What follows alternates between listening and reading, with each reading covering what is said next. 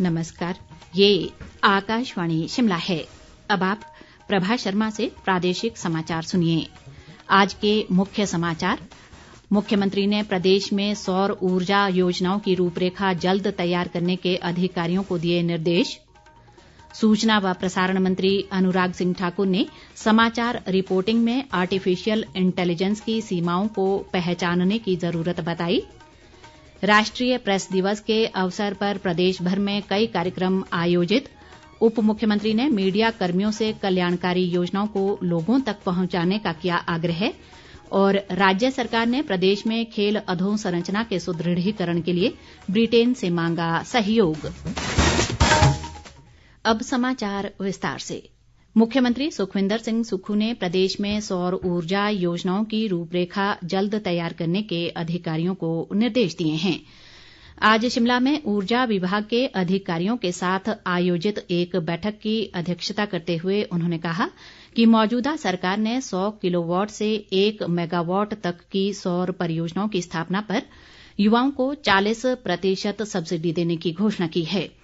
मुख्यमंत्री ने कहा कि इस योजना से जहां प्रदेश के युवाओं को स्वरोजगार के अवसर प्राप्त होंगे, वहीं हिमाचल को हरित राज्य बनाने के सरकार के प्रयासों को बल मिलेगा। उन्होंने कहा कि हिमाचल को 31 मार्च 2026 तक हरित ऊर्जा राज्य बनाने का लक्ष्य रखा गया है।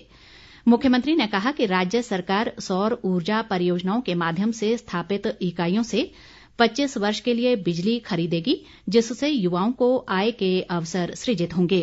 उन्होंने कहा कि वर्ष 2023-24 में 500 मेगावाट सौर ऊर्जा के उत्पादन का लक्ष्य रखा गया है और राज्य सरकार पर्यावरण संरक्षण के लिए प्रतिबद्धता के साथ कार्य कर रही है। केंद्रीय सूचना व प्रसारण और युवा सेवाएं व खेल मंत्री अनुराग सिंह ठाकुर ने कहा है कि आर्टिफिशियल इंटेलिजेंस समाचार रिपोर्टिंग में एक नया आयाम जोड़ता है और इसकी सीमाओं को पहचानना महत्वपूर्ण है। वे आज राष्ट्रीय प्रेस दिवस के अवसर पर दिल्ली में आयोजित आर्टिफिशियल इंटेलिजेंस के युग में मीडिया की भूमिका कार्यक्रम में मीडिया कर्मियों को संबोधित कर रहे थे। अनुराग ठाकुर ने मीडिया में आर्टिफिशियल इंटेलिजेंस के जिम्मेदार उपयोग की आवश्यकता पर प्रकाश डाला। उन्होंने कहा कि भारत विविधता से समृद्ध देश है और इसने हमेशा प्रेस की स्वतंत्रता का विस्तार करते हुए स्वतंत्रता के सिद्धांतों को महत्व दिया है।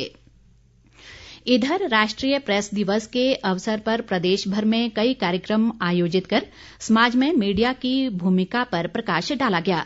इस मौके पर शिमला में आर्टिफिशियल इंटेलिजेंस के युग में मीडिया विषय पर राज्य स्तरीय कार्यक्रम का आयोजन किया गया। उप मुख्यमंत्री मुकेश अग्निहोत्री ने कार्यक्रम की अध्यक्षता की। इस अवसर पर उन्होंने कहा कि प्रेस लोकतांत्रिक मूल्यों को मजबूत करने में आज भी महत्वपूर्ण भूमिका निभा रहा है और सरकार व जनता के बीच संवाद कायम करने में मीडिया अपना दायित्व बाखूबी निभा रहा है। उन्होंने कहा कि पिछले 2 दशकों में पत्रकारिता के क्षेत्र में डिजिटलाइजेशन का प्रभाव देखा गया है और आधुनिक युग में सोशल मीडिया की भूमिका भी लगातार बढ़ रही है। उप मुख्यमंत्री ने कहा कि प्रदेश सरकार ने भी नवीन प्रौद्योगिकी के इस्तेमाल को कई विभागों में शामिल करने की पहल की है और सभी विभाग ई-ऑफिस से जुड़ रहे हैं।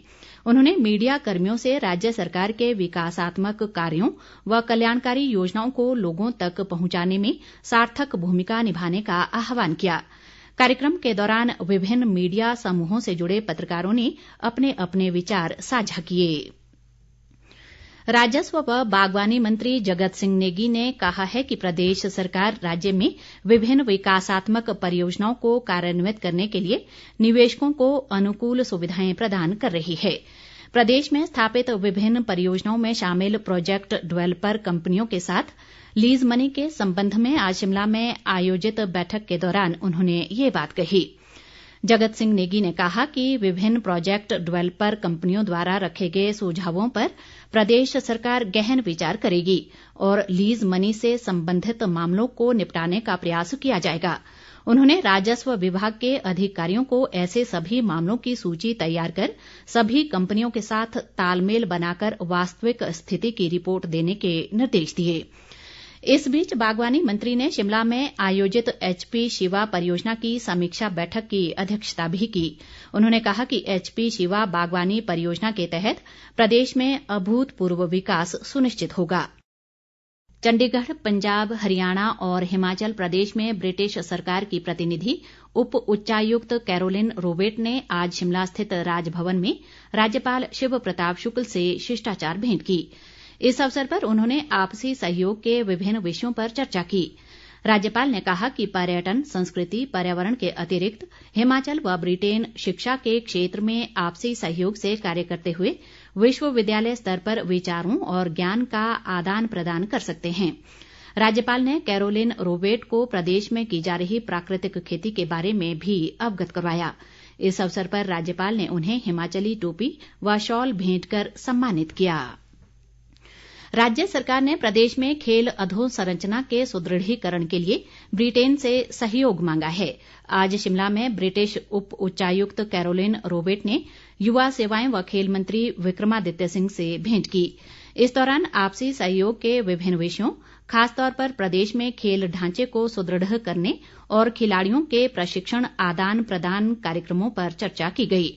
विक्रमादित्य सिंह ने कैरोलिन रोबेट से खेल ढांचे के उन्नयन और इसमें निवेश, विभिन्न खेलों से जुड़े कोचों को आधुनिक कोचिंग, खेल मनोविज्ञान से संबंधित कोर्स व एक स्थायी संयुक्त समिति के गठन का आग्रह किया। इस अवसर पर हाल ही में भारी वर्षा के कारण प्रदेश में हुए नुकसान और सरकार द्वारा करवाए जा रहे पुनर्वास कार्यों पर भी चर्चा की गई। सूचना व प्रसारण मंत्री अनुराग सिंह ठाकुर का कल 17 नवंबर को ऊना आने का कार्यक्रम है। इस दौरान वे ऊना स्थित भाजपा कार्यालय में एक बैठक में हिस्सा लेंगे। बाद में अनुराग ठाकुर अमृतसर के लिए रवाना होंगे और गोल्डन टेम्पल का दर्शन करने के अलावा स्थानीय कार्यक्रम में हिस्सा लेंगे। केंद्रीय मंत्री कल ही जालंधर में भी एक कार्यक्रम में शिरकत करेंगे। शिक्षा मंत्री रोहित ठाकुर ने कहा है कि राज्य सरकार हर वर्ग और हर क्षेत्र के विकास के लिए प्रतिबद्ध है। वे आज जुब्बल नावर कोटखाई विधानसभा क्षेत्र के उबादेश की 11वीं पंचायत में राजकीय प्राथमिक पाठशाला में जनसमस्याएं सुनने के अवसर पर बोल रहे थे। उन्होंने कहा कि मौजूदा राज्य सरकार ने प्रदेश के राहत मैनुअल में संशोधन कर आपदा से पूरी तरह क्षतिग्रस्त घरों के मुआवजे को 1,30,000 रुपए से 7 लाख रुपए, जबकि आंशिक रूप से क्षतिग्रस्त मकान के मुआवजे को 1 लाख रुपए किया है। शिक्षा मंत्री ने कहा कि पूर्व भाजपा सरकार के वित्तीय कुप्रबंधन के कारण इस समय प्रदेश पर 75,000 करोड़ रुपए का कर्ज है। बाद में उन्होंने कलबोग पंचायत में राजकीय वरिष्ठ माध्यमिक पाठशाला, उप तहसील भवन का शिलान्यास, जबकि उठाऊ पेयजल योजना का लोकार्पण किया। प्रदेश भाजपा के मुख्य प्रवक्ता व विधायक राकेश जम्वाल ने कहा है कि प्रधानमंत्री नरेंद्र मोदी के नेतृत्व में देश ने चहुमुखी विकास किया है। एक बयान में उन्होंने कहा कि प्रधानमंत्री ने आजादी के 7.5 दशकों तक वंचित और विशेष रूप से कमजोर जनजातीय समूहों के समग्र विकास के लिए 24,000 करोड़ रुपए की परियोजना शुरू की है। राकेश जम्वाल ने कहा कि भारत ने विश्व स्तर पर एक नई पहचान हासिल की है। उन्होंने कहा कि कांग्रेस पार्टी के नेताओं ने इस वर्ग के कल्याण के लिए कुछ नहीं किया, बल्कि केवल राजनीतिक रोटियां सेकने का ही कार्य किया है। मुख्य संसदीय सचिव संजय अवस्थी ने कहा है कि प्रदेश के सभी अस्पतालों को जल्द ही डिजिटल सुविधा से जोड़ा जाएगा। वे आज शिमला से 60 ऑक्सीजन कंसंट्रेटर के वाहनों को किन्नौर व लाहौल स्पीति जिलों के लिए रवाना करने के अवसर पर बोल रहे थे।